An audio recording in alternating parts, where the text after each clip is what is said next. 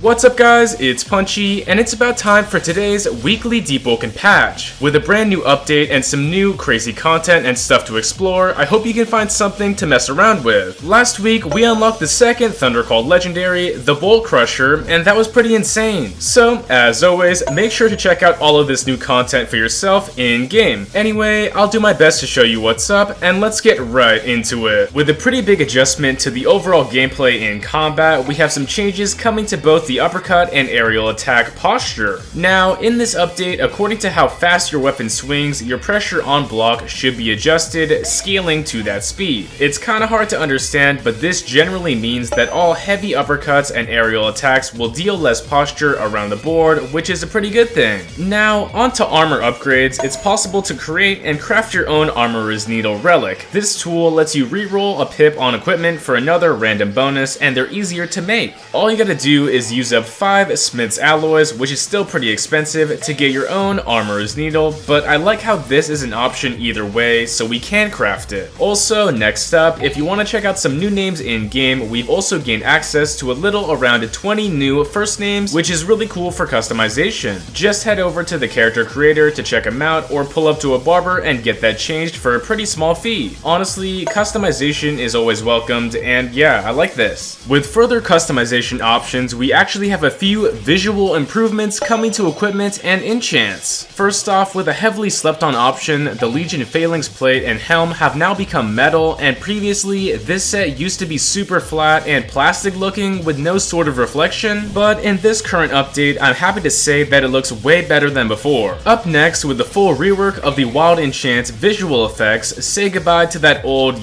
boring thing. Before this change, Wild's effect was super tame with white floating squares that kinda just existed and that's about it, but now it's a bit more misty and chaotic with glowing white emissions. Honestly, I'm a fan of this compared to the older version, but let me know your thoughts down below. Additionally, besides this, Wild's base proc damage to the AoE effect has been increased by 10%, bumping it up from 0.75 to 0.85, and it now also applies hit stun. This should work out pretty well since the AoE hitbox has also been increased, so overall big buffs to Wild, and maybe, just maybe, it will have some use in the future. Another super nice update is a new talent GUI display by just pressing tab. Opening up our menu, there's a new button that displays talents on the side, and it's a pretty small brief summarization that shows people what they have equipped, and it works to make build information more concise. Starting off our balance with new content from last week, let's talk about the Boltcrusher. Surprisingly, this thing has been a bit weird to use, excelling in status, but suffering in the damage department. Luckily though, in this update, we've seen some positive changes that should fix some of the issues. For some reason, I don't really know why, the Boltcrusher, a legendary great hammer, was dealing the incorrect type of damage with its M1s. The M1 attacks for this weapon were supposed to be dealing blunt damage and lightning instead of slash, and in this update, it's been fixed to correct that mistake. Further upon the damage typing issue, the Crusher damage has been improved with an adjustment to its lightning scaling. Previously, having 5 lightning scaling and now 7, you should be dealing more damage with the Boltcrusher after investing more into your element. Besides this, the damage for both criticals has been buffed to reflect its legendary hard-hitting appearance. This shouldn't really mess with the sap status explosion, but just the critical damage itself. I'm glad this weapon is getting the changes that it deserves, and now it might be pretty crazy. Moving forward with some even more legendary changes, we have a weird nerf coming to the Light's Final Toll. For some reason,